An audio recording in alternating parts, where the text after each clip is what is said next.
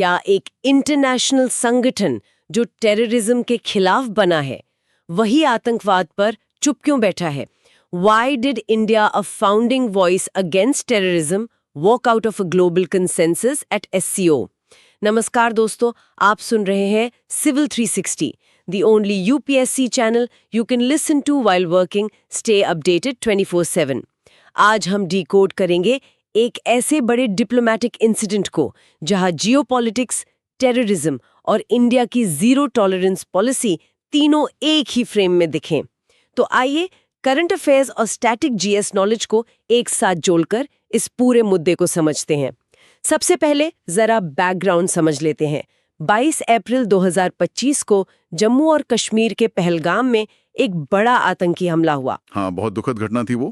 उसमें 25 भारतीय और एक नेपाली नागरिक, कुल मिला के 26 लोगों की जान गई। और इसकी जिम्मेदारी किसने ली? इसकी जिम्मेदारी ली द रेजिस्टेंस फ्रंट ने, टीआरएफ जिसे कहते हैं। और ये माना जाता है कि ये लश्कर-ए-तैयबा मतलब एलईटी से जुड़ा हुआ गुट है।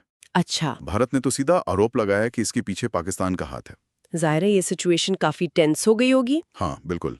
और इसके बाद जो हुआ उसने इसे एक बड़ा, आप कह सकती हैं, डिप्लोमेटिक इशू बना दिया।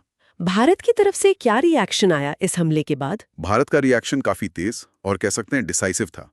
7 मई 2025 को इंडियन आर्म्ड फोर्सेस ने ऑपरेशन सिंदूर लॉन्च किया। ऑपरेशन सिंदूर ये क्या था? ये असल में पाकिस्तान और पाक अधिकृत कश्मीर माने पीओके में जो आतंकी ठिकाने थे उनमें से 9 ठिकानों पर प्रिसिजन स्ट्राइक्स थी। हवाई हमले, मिसाइल हमले।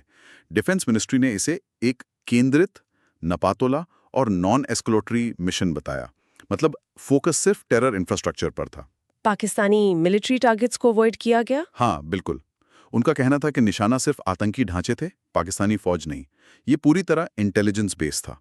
कोशिश थी कि सिविलियन कैजुअलिटीज ना हो। और ये कितनी देर चला? इसमें क्या इस्तेमाल हुआ? खबरों के मुताबिक ये करीब 23 मिनट चला। इसमें रफाइल जेट्स का इस्तेमाल हुआ, जिन पर SELP और हैमर मिसाइलें थीं, और कामिकाजे ड्रोन्स भी यूज हुए। काफी प्रिसाइज ऑपरेशन था। एक बड़ा मिलिट्री रिस्पांस था ये। इसके बाद डिप्लोमेटिक फ्रंट पे क्या हुआ? हाँ, यहीं से कहानी SCO की तरफ मुड़ती है। चीन के क्विंगडाओ शहर में शंघाई कोऑपरेशन ऑर्गेनाइजेशन यानी SCO के डिफेंस मिनिस्टर्स की 2025 की मीटिंग चल रही थी। अच्छा, SCO मीटिंग। जी, वहां भारत के रक्षा मंत्री श्री राजनाथ सिंह ने पहलगाम हमले का मुद्दा जोर शोर से उठाया। उनकी मांग क्या थी? उन्होंने मांग की कि SCO का जो जॉइंट डिक्लेरेशन निकलना था उसमें इस आतंकी हमले की निंदा शामिल की जाए, साफ शब्दों में। जो कि लॉजिकल लगता है क्योंकि SCO तो बना ही टेररिज्म से लड़ने के लिए है। एग्जैक्टली, यही उम्मीद थी। पर हुआ ये कि चीन और पाकिस्तान ने इसका विरोध कर दिया। विरोध किया? हाँ, उन्होंने भारत की मांग नहीं मानी और उल्टा उन्होंने ये कोशिश की कि डिक्लेरेशन में बलूचिस्तान का इशू डाला जाए। ओह, ये तो मतलब मुद्दे को डाइवर्ट करने की कोशिश हुई। बिल्कुल, भारत ने इसे सिरे से खारिज कर दिया। कहा कि ये नेशनल इंटरेस्ट को अंडरमाइन करने की कोशिश है और आतंकवाद के मेन इशू से ध्यान भटकाने की चाल है। तो फिर क्या हुआ डिक्लेरेशन का? नतीजा ये हुआ कि भारत ने उस जॉइंट डिक्लेरेशन पर साइन करने से इनकार कर दिया।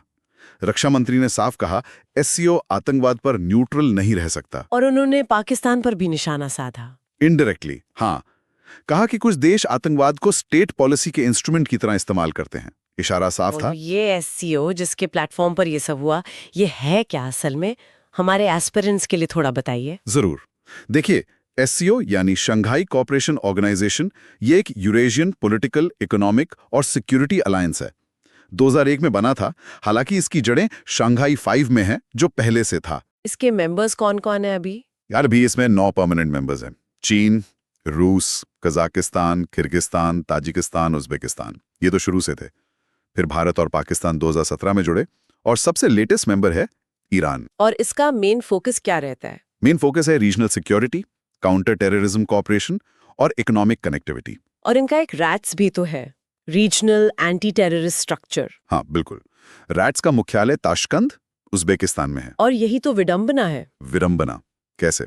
ऐसे कि एक ऑर्गेनाइजेशन जो बना ही टेररिज्म से लड़ने के लिए है, जिसके पास रैट्स जैसा डेडिकेटेड स्ट्रक्चर है, वो ही ऑर्गेनाइजेशन एक बड़े आतंकी हमले की निंदा पर आम सहमति नहीं बना पाया, सिर्फ सदस्य देशों के आपसी जियोपॉलिटिकल टेंशन्स की वजह से। ये तो SCO की इफेक्टिवनेस पर सवाल उठाता है। बिल्कुल, गंभीर सवाल। तो भारत ने जो ये कड़ा रुख अपनाया, इसका एनालिसिस कैसे करें? क्या ये भारत की फॉरेन पॉलिसी में कोई शिफ्ट है? देखिए, ये भारत की जो लॉन्ग स्टैंडिंग पॉलिसी है, जीरो टॉलरेंस फॉर टेररिज्म, उसके बिल्कुल लाइन में है।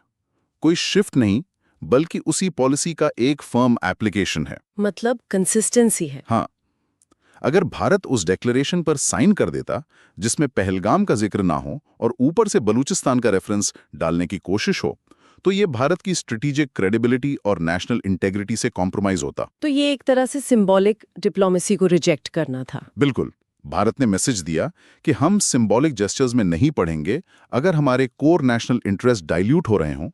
स्टेटमेंट साफ था, इंडिया ऐसे किसी डॉक्यूमेंट का समर्थन नहीं करेगा जो क्रॉस बॉर्डर टेररिज्म की निंदा करने में फेल होता है। अच्छा, यहाँ पर यूपीएससी मेंस के लिहाज से क्या सवाल बन सकते हैं, ये जानना जरूरी है। हाँ, बिल्कुल। एक सवाल तो ये बन सकता है कि एससीओ के काउंटर टेररिज्म स्ट्रक्चर यानी रैट्स की इफेक्टिवनेस को क्रिटिकली इवैल्यूएट करें, खास तौर पर सदस्य देशों के बीच जो जियोपॉलिटिकल टेंशन्स हैं उनके कॉन्टेक्स्ट में। सही।